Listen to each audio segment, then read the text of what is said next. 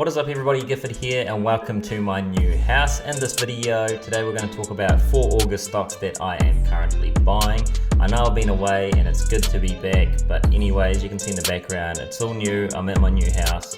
I'm still getting stuff sorted, but anyway, I'll talk more about that later. So the agenda of this video is the stocks that I'm buying this month. I'm going to go over my Sharesies portfolio, what I've been up to with some life news. If you like any of that, hit like and subscribe, and it's good to be back. So for those new to investing, you should have some sort of plan. Now this one here is just something I found on the internet. Feel free to have a look at it. You should be able to answer all these questions, especially if you're beginning. You should have a plan to work your way through. It doesn't have to be the best plan or it's fully tested.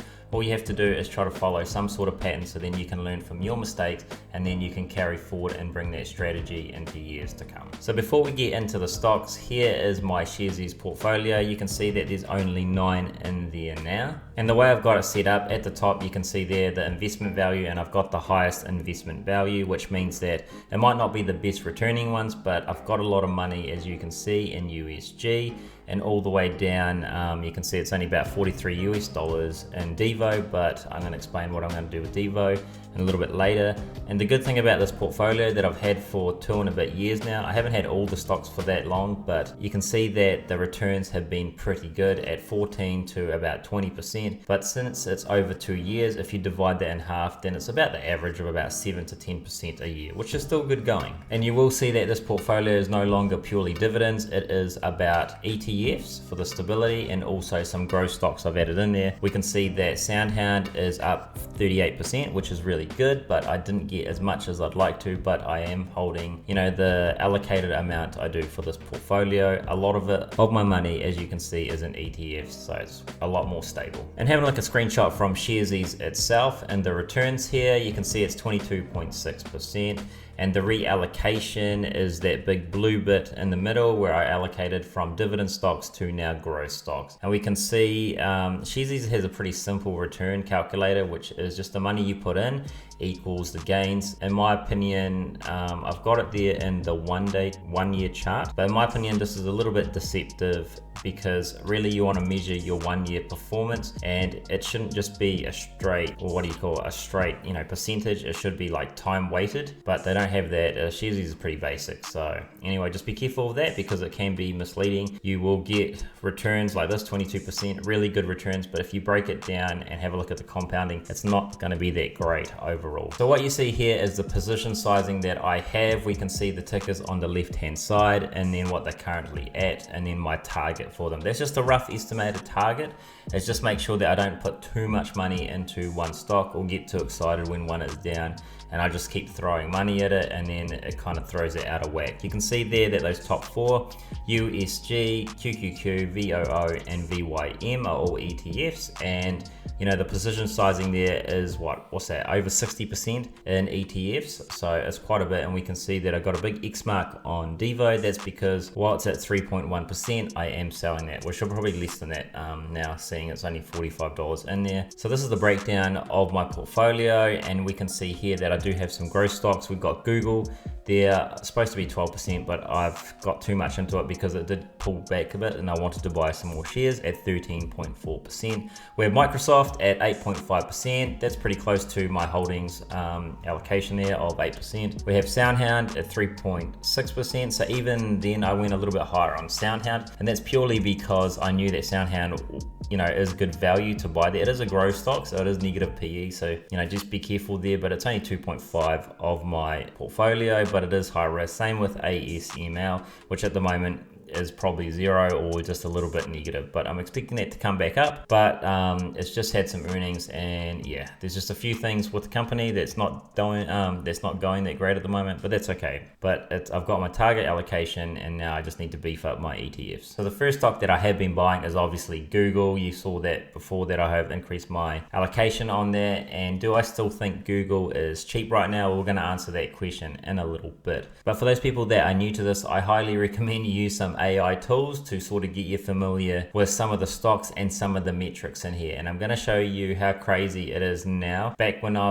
was only investing about 5 years ago, we didn't have these AI tools, and basically you can just write in there and you can see from the prompt, and you can see here I did this like 4 days ago. You can see from the prompt I wrote, tell me about Google stock Q2 earnings, because I didn't actually have time to have a look at them. I knew they were okay. I read a quick summary, but you can see here that the AI literally just writes it out and says what's going on. So let's just go over this revenue, 14% year on year, operating income, which is $31.3 billion. Anyway, the most important bits is the 14%, it's up. Operating margin 32.4% is up. Its net income is up by 19%. It's pretty massive for someone like Google, who is a big market cap company. You have your earnings per share, that's up by 22%. And the AI just keeps writing some more stuff. Now, remember that this is AI, so you do have to fact check some of the stuff here, but a lot of it is actually pretty damn accurate. And I remember looking at this 52-week low, I was buying around these levels here. So that was great value then.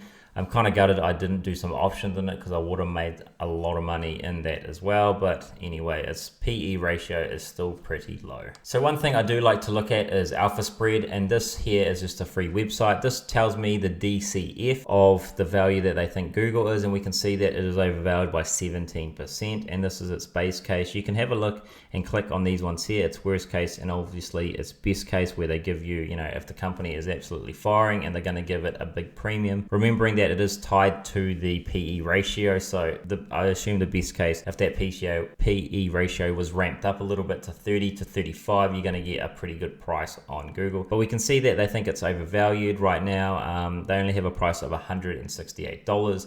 So below this, I was actually buying quite a lot because I thought they're undervalued. Even now, I think they're pretty undervalued. The metrics are pretty good. The company's doing really well. I think it's going to keep on going up, but who knows? The market's going to do. If we have a crash, everything's going to go back down. But right now, as the market continues to pull up, then it's doing pretty well. But this is just someone's opinion on this, but it's good to understand where actually these numbers are coming from, how they came to this number here. And you see they've got, they're going to have all sorts of valuations. So feel free to go into this website, have a look at it, and see how they calculate the DCF. So going back to my Sharesies, we can see the screenshot here that I got 2,200 USD. At the moment, it's value, and it's up by 21%, and I've got 11.3 shares. So stock 2 I've got here is obviously SoundHound. We can see that on this day, on the 8th, they did have some earnings, and it popped up 26%. I think it's come back down right about now. So as you can see here, I've done the same thing. I've asked AI, and I'm going to show you a tutorial on actually how to do this just quickly after this. But here you see the financial highlights. And the reason why it popped up so much is because they had 217% year-on-year beat analyst expectations for the revenue. So the money is starting to come in. We also have good gross margin,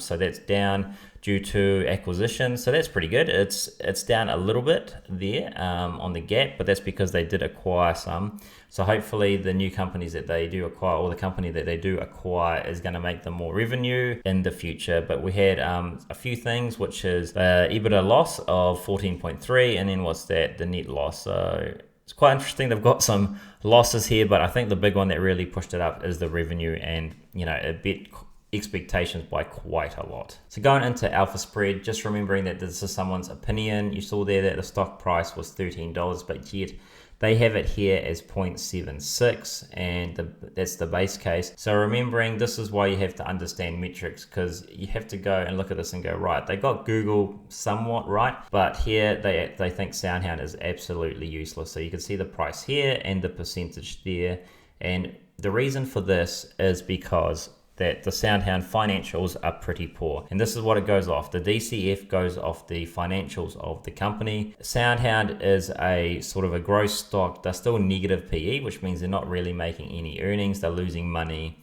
every quarter.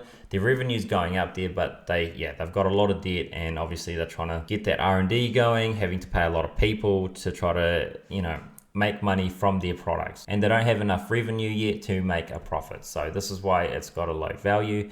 But this is how most companies will start out if they are negative PE in the high growth stocks, because once they acquire customers, then the revenue can start pumping if they have a good product. But yeah, This just gives you an insight that the DCF, you know, it's all perspective and what the market wants to pay for the stock prices. You can see there $13 and they think it's 76 cents. So yeah, just remembering that and a little bit more learning about why these numbers are the way they are. So going back into my Sharesies, we can see here that the current value is $677 US and I have 50 shares and it is up by 38%. So let me show you what AI Gemini can do. So let's look in, tell me about Google stock earnings Q2 2025.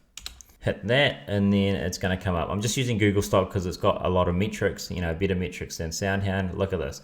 It just absolutely starts writing it out. So if you missed out what Q2 is, then it will give you these metrics here. We can see that revenue is 14%. And it's interesting that the way the layout is a little bit different because probably I'll ask the question a little bit differently. But yeah, the layout here is a lot easier to, you know, read than before. And this is what's crazy about AI. Just information smashed in there straight away in a matter of seconds. So yeah, that's pretty incredible. But anyway, it's got the same stuff we read before. 14% revenue, net income's up, diluted EPS is up, operating income is up. Operating margin is flat, which is fine. Free cash flow, that's lower due to CapEx. So they've been spending a lot of money there. And CapEx, and they're saying that they're going to be spending a lot of money in the future. Google even breaks down the segments. This is crazy. So revenue, that's up. Google Cloud is up, and YouTube advertising, the revenue for that is up as well, which is crazy. Then they've got some stuff here as well. Challenges and outlooks, that's pretty good. So the CFO, Chief Financial Officer, so operating expense rose to that much, which is not good. There was a legal settlement. What else is going on? Higher R&D, yeah. Okay, so yeah, this just gives you some stuff to go off if you are new to understand a little bit of this. And say for example, I asked this and you're like, okay, what is stock earnings? Well, just ask the AI. So you can literally write in here, what is stock earnings and why is it important? Okay, so it's going to think for a little bit and it says, great question. Right, here's a breakdown. Earnings refer to a company's net profit, blah, blah.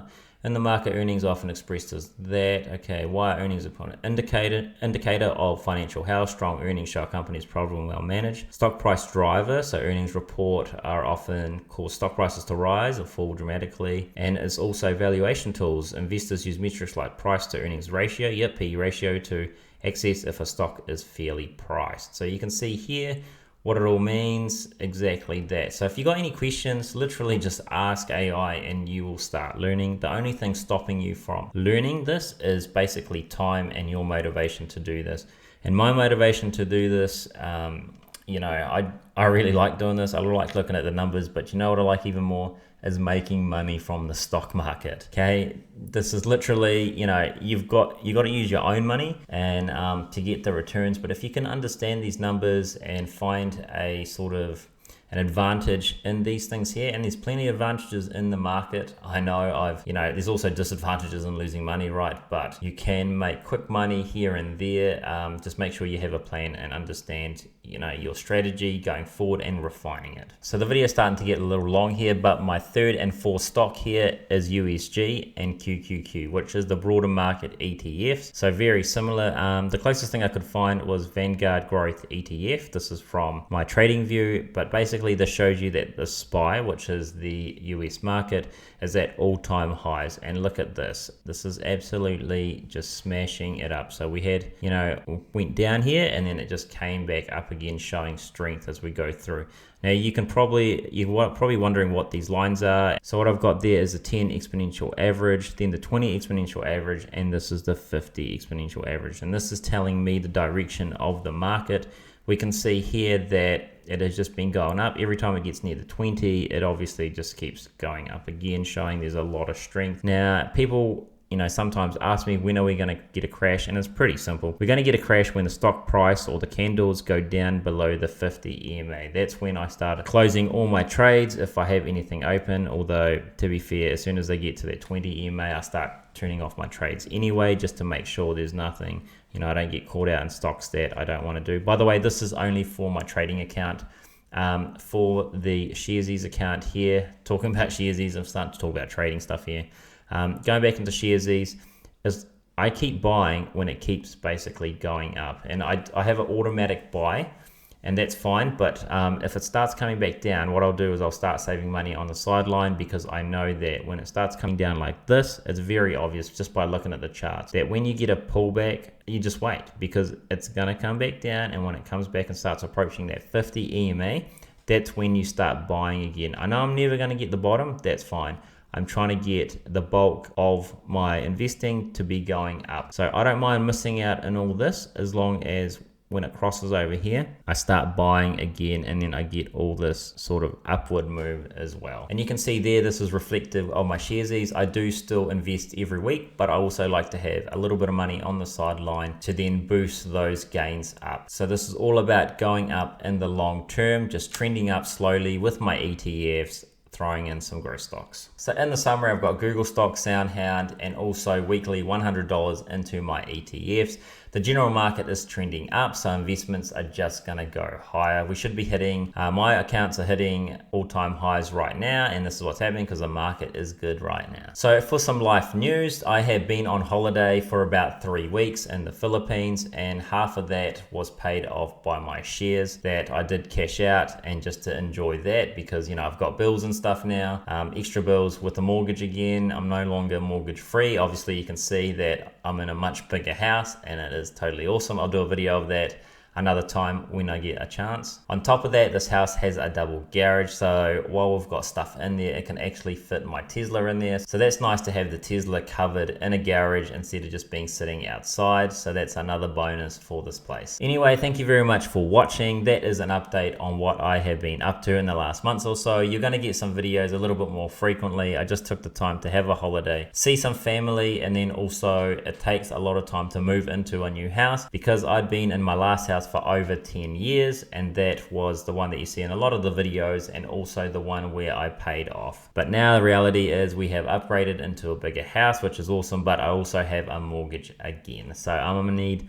some more stock market money to be able to pay off the mortgage in this one, and we'll see what we can do if we can lower the terms and pay this house off a little bit quicker than 30 years that I've got at the moment. But anyway, if you have any questions, pop them down in comments and I'll get back to you where I can. Feel free to use all my referral codes for if you want to start investing in different platforms. I've got it all there. I mainly use Interactive Brokers, Sharesies. Now, I've got all the other ones as well, so feel free if that is something that you want to get into. The trading platform I use is Interactive Brokers, Hatch Invest, Stake, and Sharesies for individual companies, and I use Invest Now for index funds.